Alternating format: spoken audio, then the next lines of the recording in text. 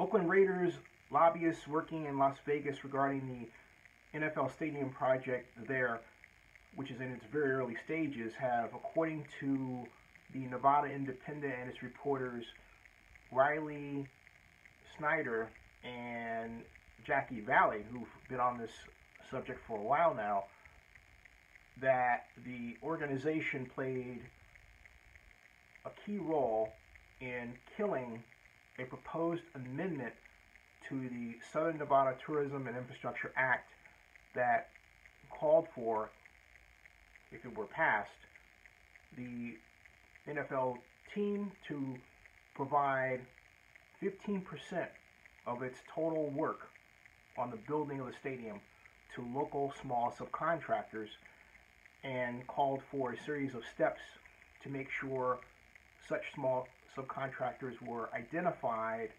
and given work.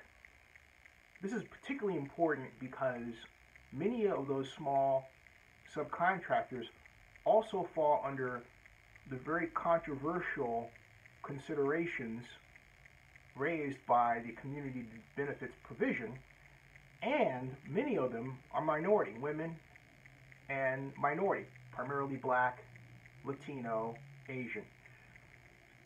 At the last meeting of the Las Vegas Stadium Authority, the public comment period was punctuated with what would seem to be back and forth discussions held in a string between proponents of Union 872 and detractors of Union 872, reportedly because among those African Americans speaking out, they felt that 872 was not working for the wishes and needs of those minority. Members of 872, including a number who were African American, spoke otherwise.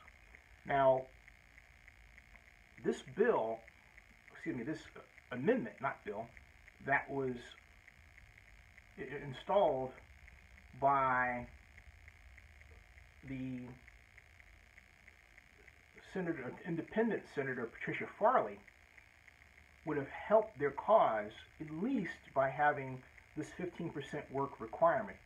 But the Nevada Independent's reporters claim that this was killed. Now, when you dig down deeper into the article and you look through the bill, you find a comment that by Nevada Economic Development Head and chairperson of the Las Vegas Stadium Authority, Stephen Hill, that is disturbing. And Hill said this, that, and the quote starts with this paragraph. First, the Raiders did not return calls for comment by the Nevada Independent reporters.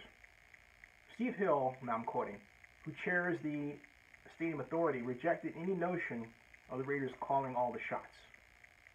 Revisiting the stadium bill, he says, could create a slippery slope because it will allow more input on recently passed legislation that was intended to serve as the full legal agreement. Generally, we would not support opening the Southern Nevada Tourism Improvements Act unless there is a critical need that right now we don't see. That's Hill. The article goes on to say that education seminars and mentorship programs targeting small local businesses could happen without a law change. But that's the problem. There's no guarantee that they will happen. Additionally, according to the April 20th meeting of the Las Vegas Stadium Authority, Jeremy Arguello said that there were 240 local businesses that signed up as available contractors for work related to the stadium project. But when asked if there was a timetable for the evaluation of those applications, Arguello said at the time that there was not. So you put that together with also the fact that the Stadium Authority has said that they're leaving it to the Raiders to address the issue of minority hiring, put together with the spiking of this amendment, and it spells a negative political course for the stadium project moving forward from that perspective. There are a number of people in Nevada who, understandably, don't want to kill the project or be seen as killing the project for some very, very good reasons.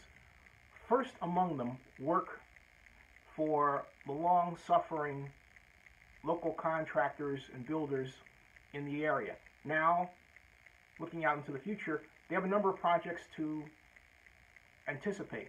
Not just this stadium project, if it should ever get off the ground, but also the wind project at $1.5 billion, the construction of expansion to the Las Vegas Convention Center, which, had this not been an issue, would have moved forward faster and been larger, and really would have taken up a lot of that construction slack, but I digress. And then other projects proposed for the Las Vegas Strip and environs. This is an area that has, I'm talking about the Las Vegas metro area, but in particular Las Vegas itself in Clark County, has very recognizable markers of failures in giant development projects that, prior to the action stopping them, held the promise and did deliver on jobs for construction workers. Foremost among them, the Fontainebleau, which sits at 70 stories, still unfinished to this day, with its facade starting to look like someone's tooth structure with teeth knocked out.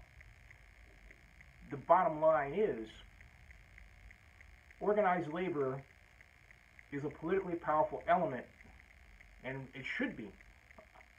It should be in Nevada. But it should not come at the expense of small local contractors, and the Raiders are helping to send the message right now that it does. Subscribe to Zenny62 on YouTube and stay tuned for more on it. Some follow-up news, by the way. For those of you who believe that the Las Vegas office of the Federal Aviation Administration are going to make the call regarding stadium design, I'm here to tell you they are not. I have talked with the FAA officials in Las Vegas. They tell me that it's the Phoenix office that has the environmental review process staffers, not Las Vegas. Not Las Vegas at all. Also, those of you who may have heard rumors that Ronnie Lott was interested in buying the Oakland Raiders, or even a portion, not true. Lott answered me back by email and confirmed that he is not interested, or said rather in response to my question, that he is not interested in buying the Oakland Raiders. Again, stay tuned to Zenny62, subscribe to Zenny62 for more news, and remember the live stream show, Sunday through Thursday nights, 9 o'clock p.m. Pacific, 12 midnight Eastern. I'll see you.